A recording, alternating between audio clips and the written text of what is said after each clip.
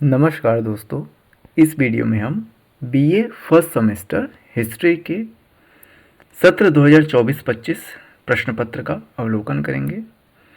यह अवलोकन आगामी परीक्षाओं में शामिल होने वाले परीक्षार्थियों हेतु अति उपयोगी सिद्ध होगा, अतः इस वीडियो को पूरा अवश्य देखें।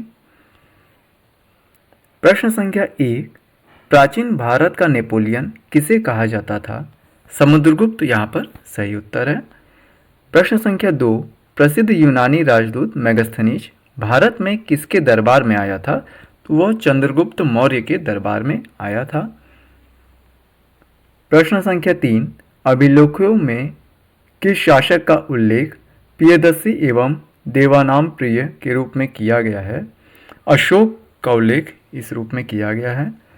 प्रश्न संख्या 4, इतिहास का पिता किसे कहा जाता है? हेरोडोटस यहाँ पर सही उत्तर है। प्रश्न संख्या 5, हड़प्पा में मिट्टी के बर्तनों पर सामान्यतः किस रंग का उपयोग हुआ था? लाल रंग यहाँ पर सही उत्तर है। प्रश्न संख्या 6, कलहणकृत राजतरंगिणी में कुल कितने तरंग हैं? तरंग का आशय अध्याय से है, 8 यहाँ पर तरंग है। प्रश्न संख्या 7, निम्नांकित में से किसका सुमेल नहीं है? सी विकल्प यहाँ पर सही है। कालीबंगा जो स्थान है वह राजस्थान में है, ना कि हरियाणा में। प्रश्न संख्या 8, सैंधव सभ्यता का महान स्नानागार कहाँ से प्राप्त हुआ? यह मोहनजोदड़ो से प्राप्त हुआ। प्रश्न संख्या 9, मानव द्वारा सर्वप्रथम प्रयुक्त अनाज कौन सा था? तो जौ का प्रयोग, हालांकि जौ और गेहूं दोनों का प्रयोग किया गया है, पर जौ का सर्वप्रथम प्रयोग किया गया था। प्रश्न संख्या 10, ऋग्वेद का कौन सा मंडल पूर्णतः सोम को समर्पित है? 9वां मंडल यहाँ पर सही उत्तर है। प्रश्न संख्या 11, सबसे पुराना वेद कौन सा है? ऋग्वेद सबसे पुराना वेद है। प्रश्न संख्या 12, वस्त्रों के लिए कपास की खेती का आरंभ सबसे पहले किया गया, यह भारत में किया गया था। प्रश्न संख्या 13, सिंधु घाटी के लोग पूजा करते थे, वे पशुपति की पूजा करते थे। पशुपति शिव जी को कहा जाता है और ये मंदिर जो है नेपाल में आपके है, पशुपतिनाथ मंदिर। प्रश्न संख्या 14, पाटलिपुत्र के संस्थापक थे उदयन, यहाँ पर सही उत्तर है। प्रश्न संख्या 15, अंतिम समय में हर्ष किस धर्म का अनुयायी था? वह बौद्ध धर्म का अंतिम समय में अनुयायी था। प्रश्न संख्या 16, नागनंद रत्नावली एवं प्रियदर्शिका के लेखक कौन थे? तो यह हर्षवर्धन यहाँ पर सही उत्तर है। प्रश्न संख्या 17, अंग्रेजी में बीसी का तात्पर्य है, यह बिफोर क्राइस्ट इसका तात्पर्य होता है। प्रश्न संख्या 18, मोहम्मद साहब का जन्म हुआ था, इनका जन्म मक्का में हुआ था। प्रश्न संख्या 19, कौन सा कर राजा को उपहार रूप में प्राप्त होता है? तो प्राचीन समय में लिए जाने वाले कर को बलि कहा जाता था, बलि यहाँ पर सही उत्तर है।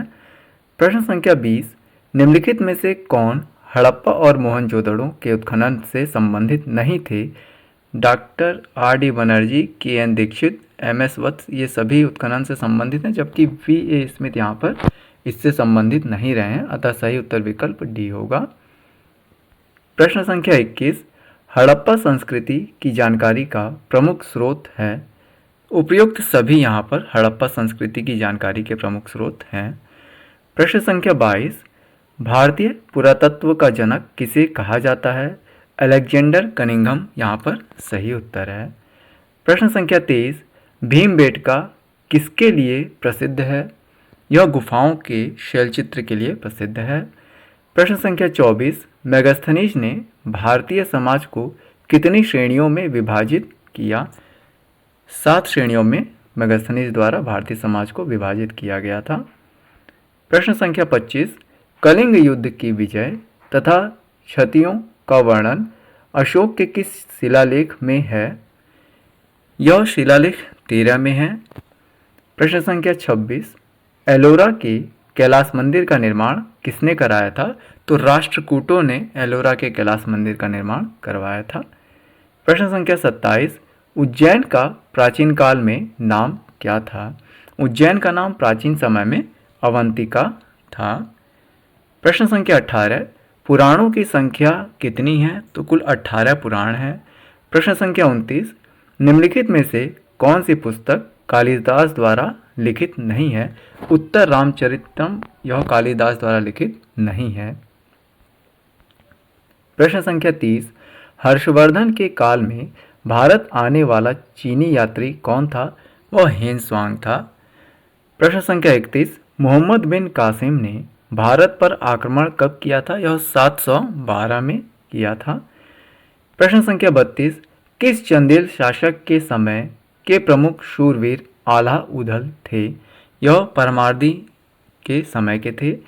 प्रश्न संख्या 33, सातवाह किसे कहते थे? बी विकल्प यहाँ पर सही है, व्यापारियों के काफिलों को। प्रश्न संख्या 34, मोहनजोदड़ो की खोज किस वर्ष हुई थी? यह 1922 ईस्वी में हुई थी। प्रश्न संख्या 35, भारत का पहला मुस्लिम आक्रमणकारी कौन था? मोहम्मद बिन कासिम यहाँ पर सही उत्तर है। प्रश्न संख्या 36, तृतीय बौद्ध सम्मेलन कहाँ संपन्न हुआ? यह पाटलिपुत्र में संपन्न हुआ था। प्रश्न संख्या 37, सांची स्तूप किसने बनवाया? यह सम्राट अशोक के द्वारा बनवाया गया था। प्रश्न संख्या 38, कलिंग राज्य भारत में कहाँ स्थित था? यह उड़ीसा में स्थित था। प्रश्न संख्या 39, समुद्रगुप्त के प्रयाग प्रशस्ति का लेखक है हरिशेन, यहाँ पर सही उत्तर है। प्रश्न संख्या 40, निम्न में से किस हड़प्पन नगर में जुते हुए खेतों के निशान मिले हैं? विकल्प ए कालीबंगा यहाँ पर सही है। प्रश्न संख्या 41, सिंधु घाटी सभ्यता का कौन सा स्थान अब पाकिस्तान में है? तो विकल्प बी हड़प्पा यहाँ पर सही उत्तर है। प्रश्न संख्या 42, किसके शासनकाल में डायमेकस भारत आया था? बिंदुसार के शासनकाल में वह भारत आया था। प्रश्न संख्या 43, सांख्य दर्शन प्रतिपादित किया गया है? यह कपिल के द्वारा प्रतिपादित किया गया है। प्रश्न संख्या 44, प्रतिहार शासकों में से किसकी उपाधि आदिवाराह थी? मिहिर भोज यहाँ पर सही उत्तर है। प्रश्न संख्या 45, मोहम्मद गोरी को भारत विजय का प्रत्यक्ष विवरण किस ग्रंथ से मिलता है? यह तबाकत ए नासिर द्वारा मिलता है। प्रश्न संख्या 46, इनमें से कौन गजनी राजवंश का संस्थापक था? सुबुक्तगीन यहाँ पर सही उत्तर है। प्रश्न संख्या 47, सुदर्शन झील का वर्णन किस अभिलेख में मिलता है? विकल्प ए यहाँ पर सही है, रुद्र दामन का जूनागढ़ अभिलेख। प्रश्न संख्या 48, सती प्रथा का प्रथम अभिलेखीय साक्ष्य मिलता है? यह ऐरण अभिलेख में मिलता है। प्रश्न संख्या 49, पृथ्वीराज रासो के लेखक हैं? तो पृथ्वीराज रासो के लेखक चंदर बरदाई हैं। प्रश्न संख्या 50, fall of the Mughal empire पुस्तक किसने लिखी? इस प्रश्न का सही उत्तर विकल्प बी है, जदुनाथ सरकार। इस प्रकार से यह वीडियो यहाँ पर पूर्ण होता है। मुझे आशा है कि यह वीडियो आप सभी के लिए उपयोगी होगा। इसी प्रकार के अन्य वीडियो देखने हेतु हमारे YouTube चैनल को सब्सक्राइब करें। धन्यवाद।